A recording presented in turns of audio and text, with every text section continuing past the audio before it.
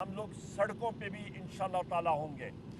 اس چیز کا، اور یہ ایک پرامن احتجاج ہمارا پورے پاکستان میں ہوگا، نمبر ایک۔ نمبر دو، وزیر اعظم عمران خان صاحب کے یہ بھی احکامات ہیں کہ حماد اظہر صاحب کو یا پھر میاں اسلم اقبال صاحب کو ابڈکٹ کیا گیا اور کہیں پہ لے کے گئے اور ان سے کسی قسم کی سٹیٹمنٹ یا فورسڈ انکاؤنٹر ان پہ کیا گیا، ان سے وہ بیان دیا گیا، تو وہ ہم لوگ نہیں مانیں گے۔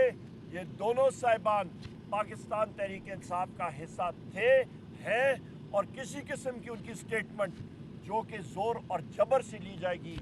وہ پاکستان تحریک انصاف بحکم وزیر اعظم عمران خان صاحب ہم لوگ نہیں مانیں گے، اور وہ پاکستان تحریک انصاف کا حصہ رہیں گے۔ تیسری اہم چیز، وزیر اعظم عمران خان صاحب کا یہ بھی حکم ہے کہ حماد اظہر صاحب اور میاں اسلم صاحب اپنی قانونی کارروائی کر کے اور پھر وہ باہر آئیں اور پنجاب میں پارٹی کو لیڈ کریں۔ یہاں پہ وزیر اعظم عمران خان صاحب کا یہ بھی ملک کو وہ یاد دلا رہے تھے جو اسی جگہ پہ ہم نے تقریباً دو ہفتے پہلے بھی بات کی تھی، اور بحیثیت لیڈر آف دی اپوزیشن میں نے قومی اسمبلی میں بھی پچھلے ہفتے بات کی تھی کہ جنرل یحییٰ صاحب کا رول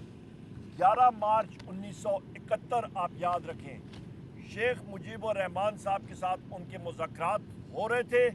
انہوں نے ڈیٹ دینی تھی اگلی اسمبلی سیشن کو کال کرنے کی، وہ واپس راولپنڈی پہنچتے گئے اور ڈھاکہ میں ملٹری ایکشن شروع ہو گیا، اور پھر جس طرح کہتے ہیں کہ اس کے بعد 16 دسمبر 1971 ہوا اور پاکستان 2 لخت ہوا۔ وہ فیصلہ صرف اور صرف جنرل یحییٰ صاحب کا تھا، فرد واحد کا تھا، اور یہ حمود الرحمان کمیشن رپورٹ میں بات لکھی گئی ہے۔ اس وقت بھی جو فیصلے ہو طور پہ کہا ہے کہ فرد واحد کے ہیں، اور جس طرح کی 1971 میں پاک فوج ان فیصلوں میں ملوث نہیں تھی، صرف ایک واحد شخص کا فیصلہ تھا جنرل یحییٰ کا، جو چیف مارشل لا ایڈمنسٹریٹر بھی بننا چاہ رہا تھا اور پریزیڈنٹ بھی، اور دونوں پوزیشنیں رکھنا چاہ رہا تھا، اور اس فرد واحد کے فیصلے سے ملک 2 لخت ہوا۔ اس وقت ہمیں قومی یکجہتی کی ضرورت ہے، اور اس پہ جو ایز این انسٹیٹیوشن ہمیں اس چیز کا خیال رکھنا چاہیے، فرد واحد کے فیصلے جو ہیں وہ انسٹیٹیوشن پہ ریفلیکٹ نہیں ہونے چاہیے۔ دوسری اہم بات کہ یہاں پہ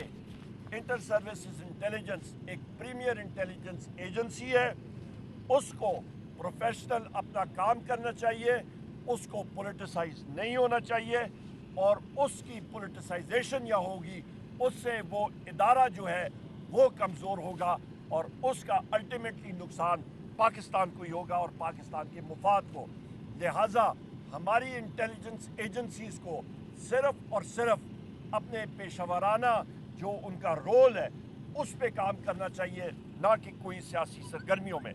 جس طرح کہ 6 ججز نے تحریری طور پہ لکھا ہے چیف جسٹس آف پاکستان کو، اور انہوں نے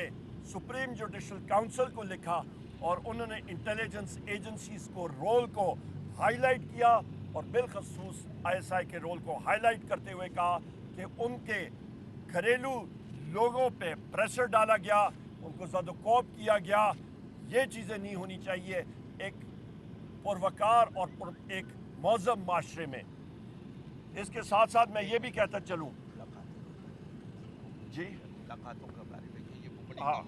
اور دوسری اہم بات یہاں پہ یہ بھی میں کہتا چلوں کہ وزیر اعظم عمران خان صاحب یہ بھی اس چیز پہ زور دے رہے تھے کہ پاکستان کی معیشت وہ ڈگمگا رہی ہے، وہ کشتی ڈوب رہی ہے بدقسمتی سے۔ آپ کا